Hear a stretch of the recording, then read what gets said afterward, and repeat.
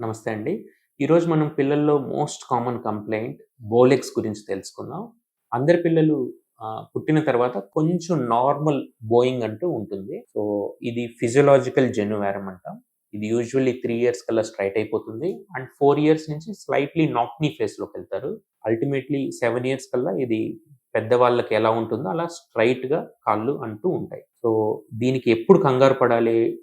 ఎప్పుడు కంగారు పడకూడదనేది మనం తెలుసుకోవాలి. So, usually less than 2 years లోపు బోయింగ్ ఉండి, 3 ఇయర్స్ కల్లా స్ట్రెయిట్ అయిపోతూ ఉంది అంటే దీనికి కంగారు పడాల్సిన అవసరం లేదు. ఒకవేళ 3 ఇయర్స్ తర్వాత కూడా బోలెక్స్ ఉంది, లేదంటే ఒక్క సైడే ఎక్కువుంది, లేదంటే పిల్లలు కొంచెం ఒబేస్‌గుండి దాని తర్వాత దాంతో పాటు బోలెక్స్ ఉంది, లేదంటే ఎప్పుడైనా ఇంజ్యూరీ తర్వాత బోలెక్స్ ఉంది, ఇన్ఫెక్షన్ తర్వాత ఈ బోలెక్స్ వచ్చింది అంటే మాత్రం దీన్ని ఎవాల్యుయేట్ చేసుకోవాల్సి ఉంటుంది.